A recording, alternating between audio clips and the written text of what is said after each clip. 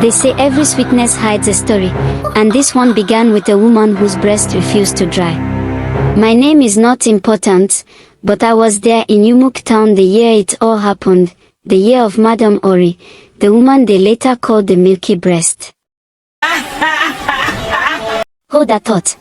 Before we step into this story, make sure you hit that subscribe button on Valerie Tales so you never miss another unfiltered, unscripted, and unforgettable tale. They used to say her yogurt could heal sadness. They said one spoon could calm your mind, another could sweeten your heart.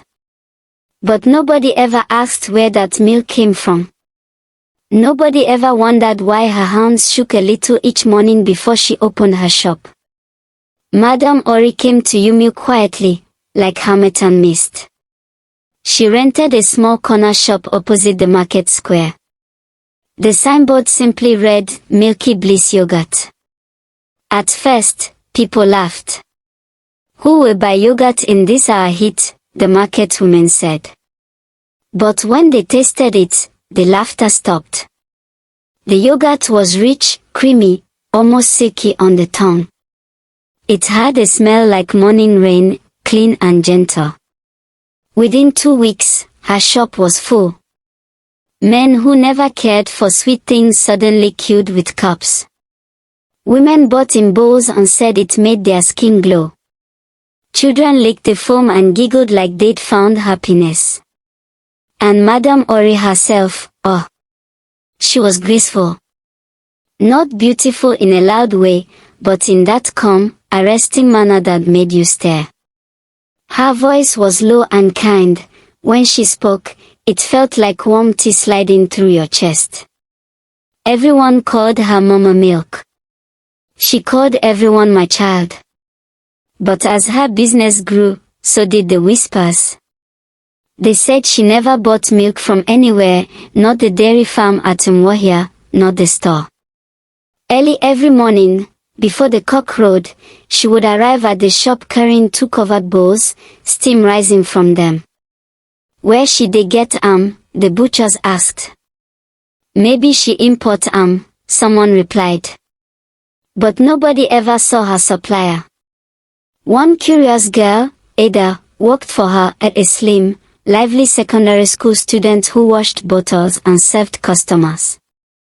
Ada noticed small things, that Madam Orie locked the back room every night, that she never let anyone wash the big silver pot where she mixed the yogurt.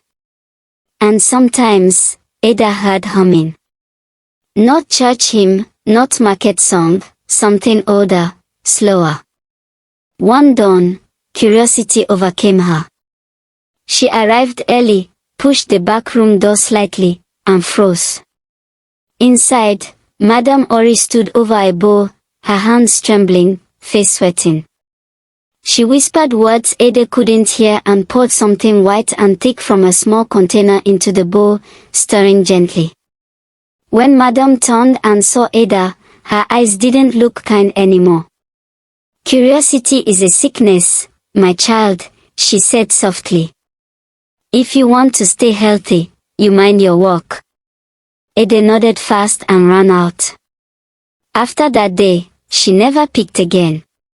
Strange things began to happen. Men who drank the yogurt daily stopped eating proper food. They said no other thing satisfied them. Women started dreaming of white rivers flowing through their rooms.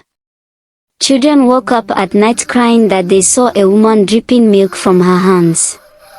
Still, they kept buying. Addiction disguised itself as love.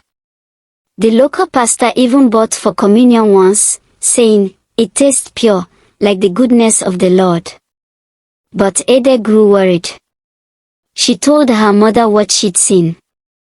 The woman slapped her lightly. You this girl, mind your tongue. That woman helped pay your school fees. Nobody listened.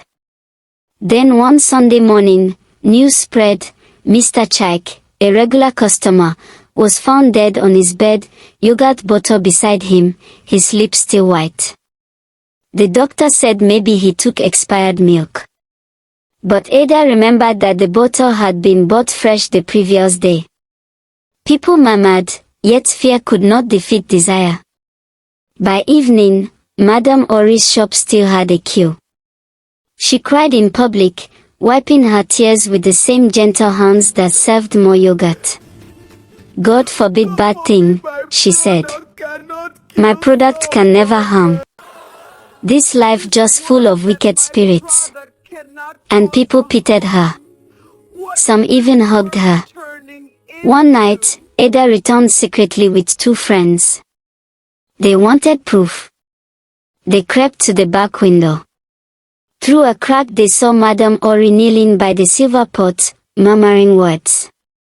Steam rose, the air thick with a sweet sour smell.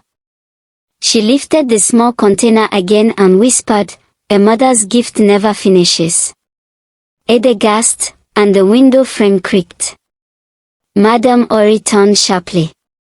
For a heartbeat, her calm face twisted into something else, older, harsher. "You want to know the source, eh?" she hissed. "Then drink from it." Ada and her friends fled into the night. The next day, when they came to show the elders, the back door was gone, rebuilt in fresh wood as if nothing had happened. After that, business started to slow. A smell like sour milk began to hover around the shop. A few people complained of stomach pains. Ada's warnings spread, though most still doubted. Some said Madame Orie was cursed by jealous women, others whispered that she had made a secret vow to stay forever fertile, that the milk of her body never dried. Whether curse or blessing, her health began to fade. Her once smooth skin turned pale. She stopped coming out before sunrise. Customers saw tremors in her hands. Yet she refused to close the shop. "A mother feeds her children till the last drop," she kept saying. That rainy night, thunder tore the sky.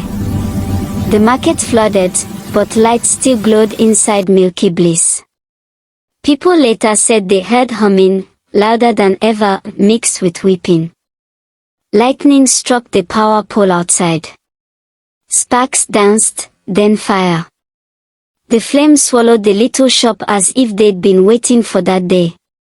When neighbors rushed with buckets, they saw her silhouette through the smoke, kneeling before the silver pot, clutching it to her chest.